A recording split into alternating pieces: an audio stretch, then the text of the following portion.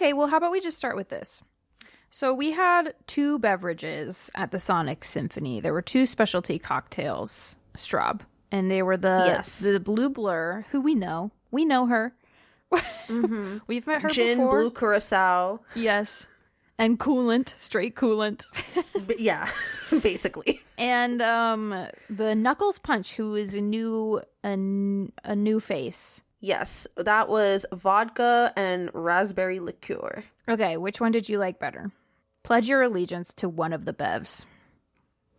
Pledge my allegiance. Mm-hmm. You know, the Knuckles Punch, I gotta hand it to it. It had a little bit of an edge. I think the same for me. But I do appreciate the Blue Blur.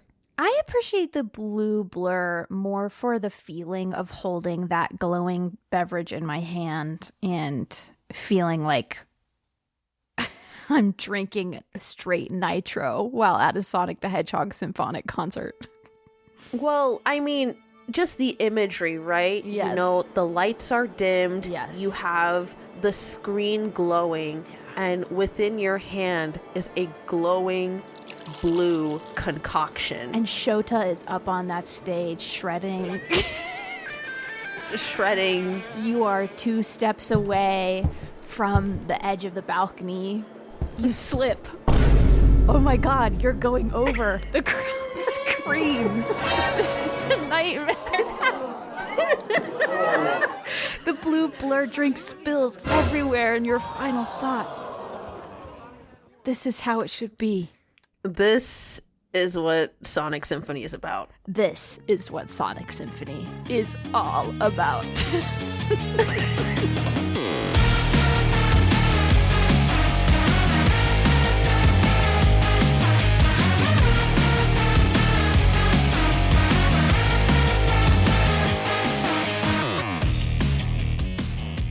Welcome to the Bee and the Berry. I'm the Bee. And I'm Strawberry. And this is an irregularly released Sonic fan podcast where we talk about all things fandom and all things Sonic the Hedgehog.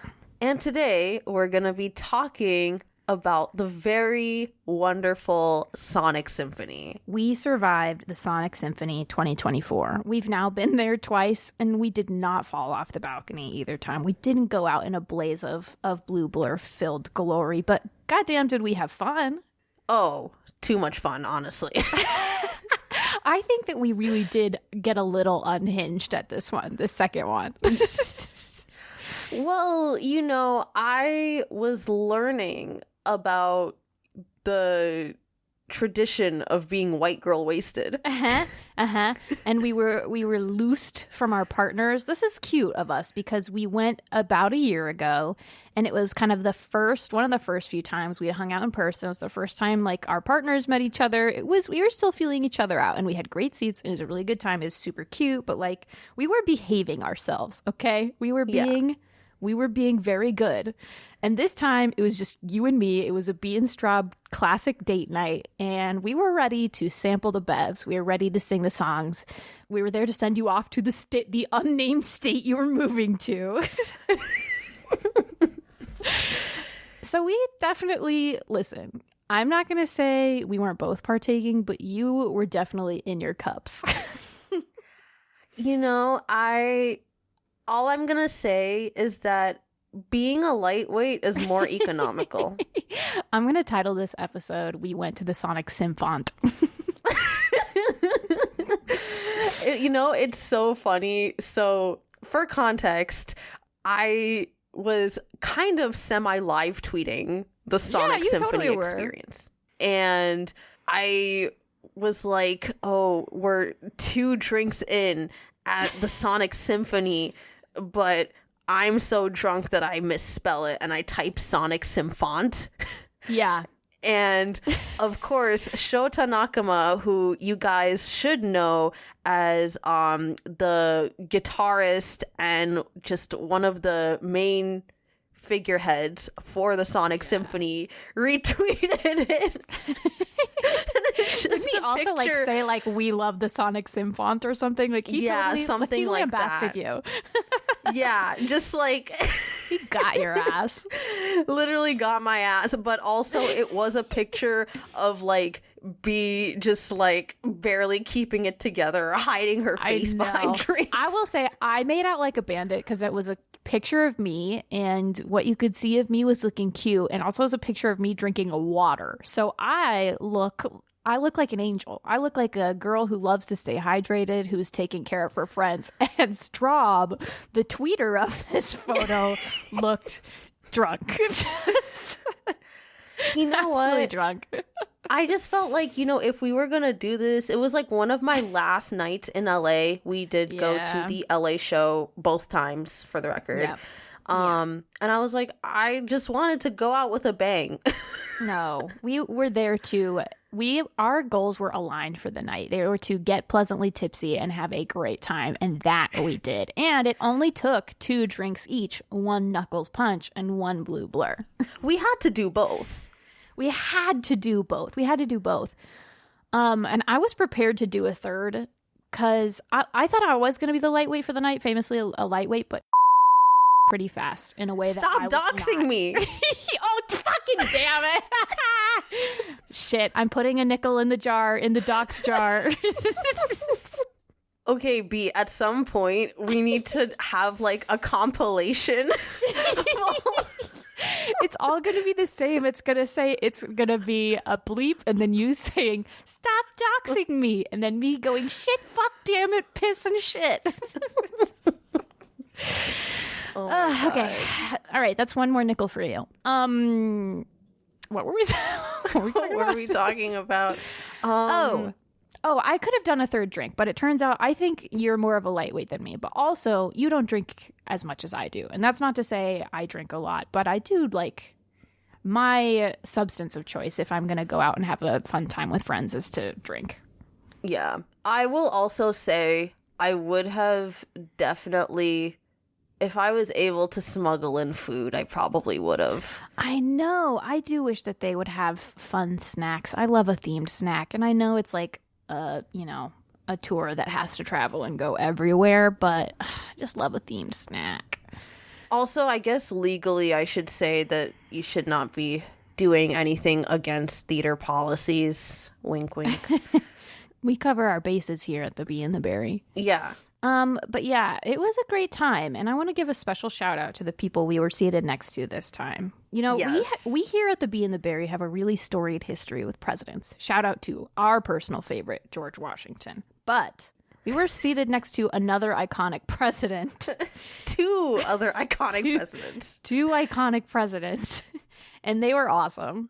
Yeah, so it was a couple that they were both dressed as the president from Sonic Adventure 1 or 2. Sorry. We at the Bee and the Berry are also kind of picky and choosy when it comes to the lore that we memorize. But yeah, they were dressed as the president and we were having such a great time with them, screaming every song at the top of our lungs. Sweet. Yeah. And it was so lovely. It was so lovely. At the end of the night, one of said presidents handed me a token of their the Presidential gratitude. Medal of Honor. Yes. It was a Presidential Medal of Honor. It was a framed photograph of Sonic and Shadow. Yeah. And I kept that. I still have it. That's honestly better than any Sonic Symphony merch that you can buy from the Symphony. It's more special. Oh my gosh. Shota, if you're listening, you now have to sell pictures of Sonic and Shadow. Framed. Well, it's so funny too. And they have to be like bad printer photos too. Just like print them off any old HP. Yeah. I will say that actually about the Sonic Symphony. We went twice and I didn't buy anything either time. I wish the selection was a little bit larger for us, but that's not the worst thing in the world. Well, the first time we went, that line was crazy. Oh my gosh. Yeah, it was crazy. It was so crazy. But I think also the first time we went last year, back in 2023, they were still kind of figuring out the merch situation then, and I think they've definitely like solidified that a lot more now. And fun fact, merchandise is really one of the ways that shows, whether it's Sonic Symphony or your favorite musician, that's one of the ways that they actually break even and actually turn in a profit when it comes to live performances. Live touring is incredibly expensive, and it requires, investors and just a whole crew of people, whether it's the crew that's touring or the staff of the venue, in order to like put on that experience for the few hours that you're there. It takes so much. She knows. She works in the industry. She's an expert. She's our resident expert. You're getting expert tea. I'm kidding. Yeah. But it was such a good time, and the songs were great, and the singers were great. There was a few differences between the shows, the two that set we went list. to. Yes, thank you. The set list. But overall, still really enjoyable experiences. Yeah. I would say the second time we went, they definitely had more of the rock songs. They kind of had the symphonic stuff a little bit shorter in the first act, which, I get it because people have so many songs that they want to hear. And Shota has been really, really kind and awesome with taking fan requests for, different arrangements and stuff like that. So it is cool to hear like new things, that it wasn't the exact same show, but also I love more of a classical. I love the classical music. Me too. And I really do enjoy that seated experience in the first half. So I'm a little partial when I say like I could do more of that. I know. I think I agree with you on that for sure. It was so fun. We got a like acoustic version of One Way Dream. That was so good. Which was so cute. It was incredible. The vocalists were awesome for this tour. I feel like especially like that song was such a great way for all of the vocalists to shine. And just the immense amount of talent that it takes to just go up there. It's just so heartwarming. And to see like Sonic so earnestly, like Sonic music being played so earnestly, that's not even like, not for the memes or whatever, that like, it's just the joy of music. And that's something that's so close to me. I know. It's so fun when like a group of people sort of gets up there with just like a box drum and an acoustic guitar and a bunch of voices. I'm like, oh, the theater kid energy, the summer camp energy. I thrive in it. It makes me smile because it's like, yeah, we're all singing music. We're all in this moment together. Like what could be better than this? What could be more special than this? And I'm sitting there like, yeah, I agree. This is what creation and connection is all about. But it's just like One Way Dream and acoustic. Oh, yeah. I mean, One Way Dream is a good song. It is a good song. It's one of my favorites. Yeah, and the lead vocalist like said that he requested this acoustic version of it because it's his favorite and he always wanted to sing it. So that was really sweet. Yeah. And yeah, just have to commend all of the work that goes into creating an experience like that. And they've been kicking for a long time. I mean, I know. Crazy. Just... They're crazy. Really doing it. And my hope is that, it becomes, more popular, that they're able to go to more countries, outside of the global West. Because I think that people are catching the Sonic bug. I really believe that. Things are ramping up. We still have so much to look forward to. I mean, by this time, the, Fearless Year of Shadow branding had come out, and so like they're ramping up to the big Sonic event of the year, which is the movie release. So and there's been a lot of fun things leading up to it, but yeah, for sure, so people excited are getting for that. Hype. What else was your favorite parts of the night? What do you remember? What do I remember? I mean, it was so hard. I was so wasted. Like that night was a blur. You literally okay. You're honestly overhyping yourself. You were like a slap happy drunk. You were having a great time. I was having a great time. We kept joking so much about like throwing ass to Sonic Symphony. Yeah, I was throwing ass at Sonic Symphony. If I back it up. She fell off. No, don't back it up so far that she fell off the balcony.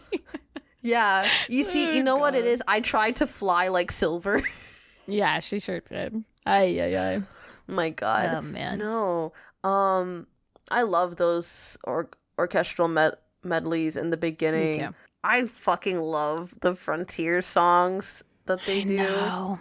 It's so fun. I just like scream.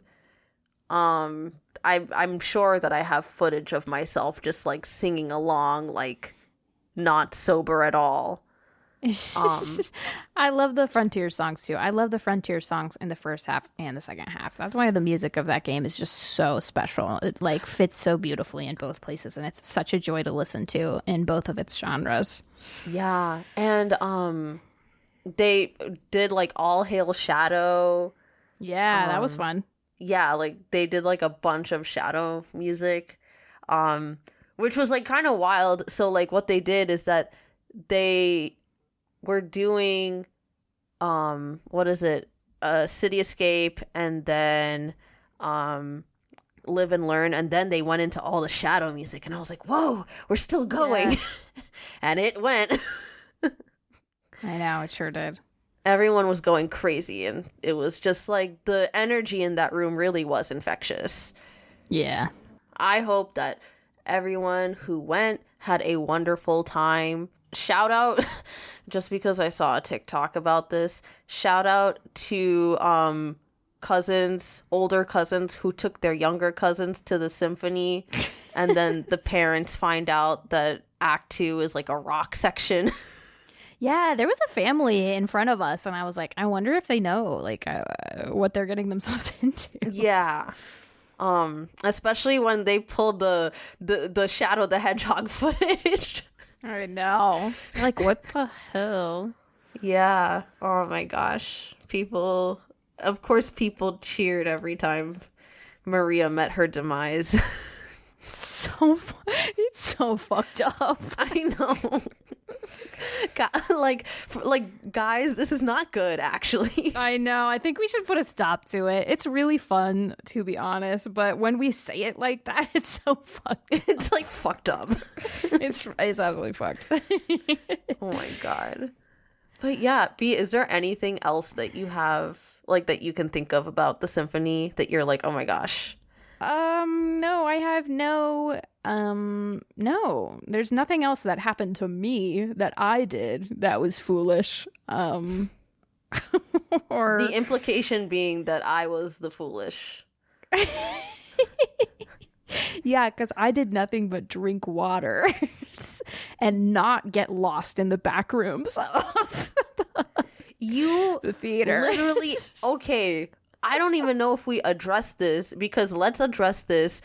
The way that B was like, oh yeah, like I'm gonna get us more drinks, and this is like, you know, like 10 minutes before the show starts, and she leaves, she heads out a door, and I get a text like 5 minutes before, and she's like, bitch, I exited the theater. And I'm like, what do you mean you exited the theater? I said, I am in Las Vegas. I left this state. So, like, just you had to go enter back in. I did. Okay. It's not my fault. It's the it's the fault of the theater, okay? The side that we came in on was different than the side I left on. And the side I left on was so full of so many ramps and hallways and doors. And I was like, oh, okay, I mean, I don't really know which door is the best door for me to leave to get to where I need to go the quickest because there are no windows. This is just truly like beige halls and theater carpeting. And so I followed the exit signs. And before I knew it, I was outside. I was outside in the dark night. Just outside the Dolby. I was literally outside the Dolby. I was not anywhere inside the Dolby. And I was also like on the 4th floor of the Dolby is kind of surrounded by a complex of other shops and food places. And so I was on the 4th floor. And to get back inside the Dolby, I had to go down 4 floors back to where the entrance of the Dolby was and then re-enter and re-scan my ticket. And the lady scanned the ticket and she was like, excuse, this has already been used. And I said, I know, I was just trying to get more drinks and I accidentally left. And she was like, is your other friend still inside? And I was like, yes. And she was like, okay, go in. My God.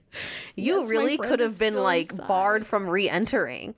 I know, they could have chosen not to let me in, but I was just a girl with a dream and a wish in her heart and a Sonic in her symphony.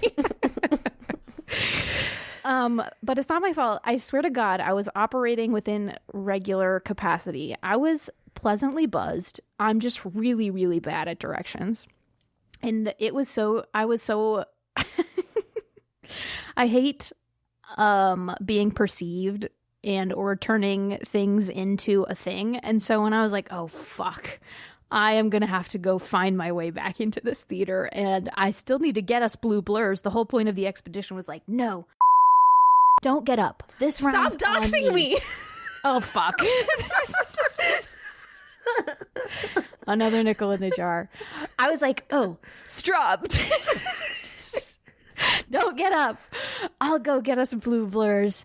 This round's on me. This is our celebration night. Don't you worry your pretty little head. I'll be right back with our second round. And then it was like truly 18 minutes later and the symphony was beginning. I made it in by the skin of my teeth. Literally. I was so like, I don't know if you understood, like, I was really scared. I was just like, you know, I thought really that I was, like I was alone. I was abandoned. That's how I felt. I'd lost you at the Sonic Symphony. I guess we weren't too overdramatic in our beginning because I almost did get lost in the Sonic Symphony, you know? Lost in the I battled my way back into that theater. And goddamn it, I delivered a blue blur right in time for the show to start. Yeah. And we enjoyed, we did.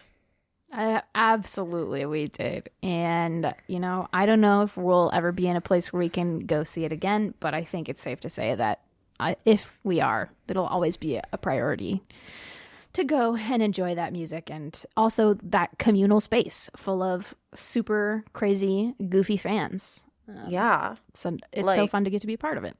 Yeah, meeting fans IRL and having exchanges like the one I did with the president was so fun. And I think that we should have more of these spaces. And I think, organizing meetups within your city to connect with other fans just takes a lot of work. It takes a lot of work, but it can be really fun. And you can meet some really awesome people and have some really great memories out of it. Absolutely. I feel like the theme of this episode is supporting fan events is important and fun. So like expos coming up, you know, you went to Revo. Yeah. I don't know, going to cons, going to symphonies, super fun. Yes. And we hope whoever is going to Sonic Expo is having a great time. Yeah. One day we'll get there. We'll get there. We'll be the bee and the berry.